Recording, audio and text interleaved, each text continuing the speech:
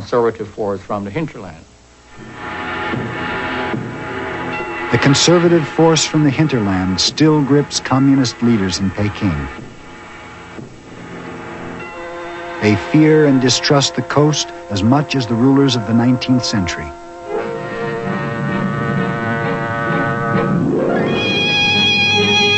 Even after the Opium War, the rulers in Peking imagined the threat from the seacoast could be contained in port cities.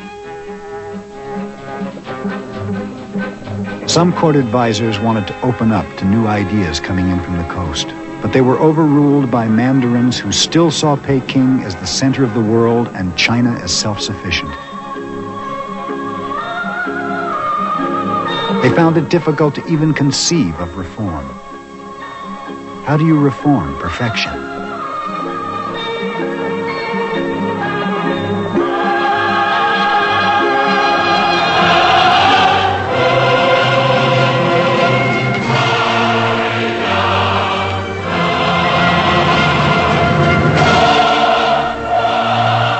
In the 20th century, a communist revolution brought a new ruler to the Forbidden City, Mao Zedong.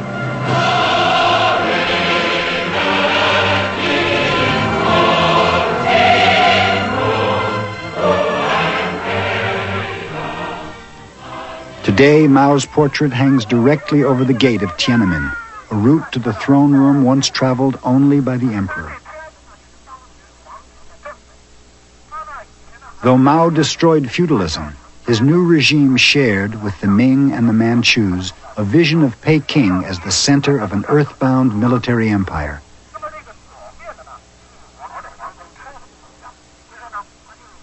But today, military challenges have turned into economic ones.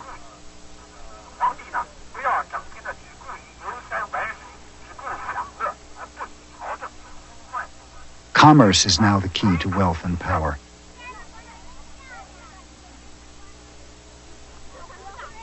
Yet memories of damage done by foreign powers make it hard for China's old leaders to open up to the outside world.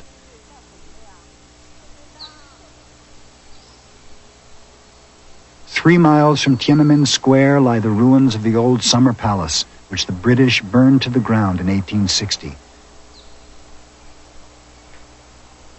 By intention, the communists have not rebuilt this place, for it serves as an enduring symbol of Western imperialism. The pride in one's civilization is a timeless thing. And there's great pride in Chinese civilization and a remembrance of great civilization being brought to its knees and virtually destroyed by strong military power. These resentments against being pushed around, or the fear of being pushed around once again, remains pretty strong. Yet, China cannot afford to shut itself off. This is North China, the heartland of Mao's revolution.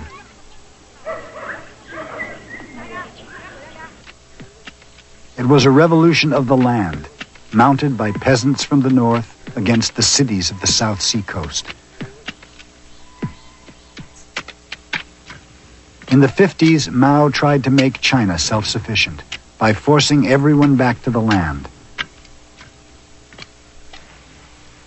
The result was a famine in which 10 million people died.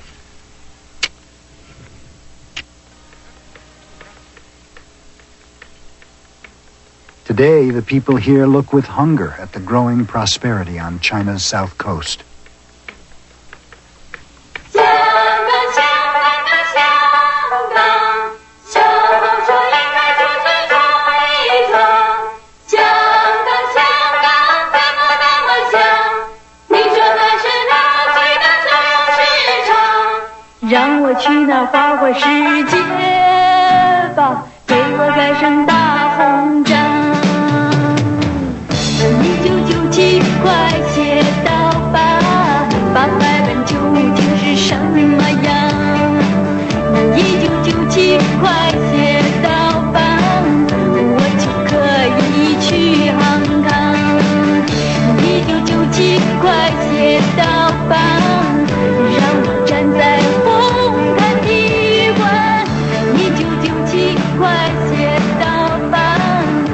Today, coastal Chinese from Taiwan, Hong Kong, and the Canton region are taking control of the economic destiny of South China.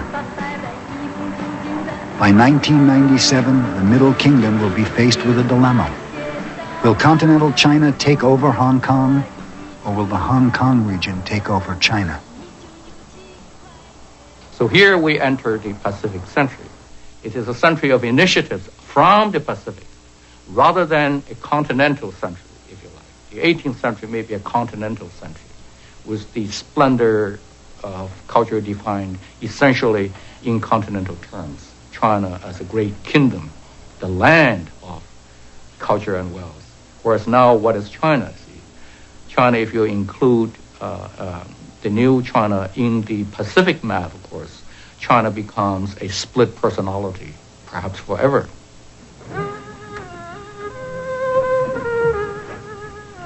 From the Mongols to the British, outsiders have brought both bloodshed and prosperity to China.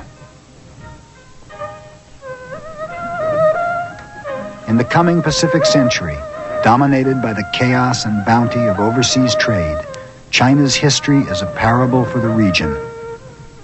How to manage the peril and the promise of the coast.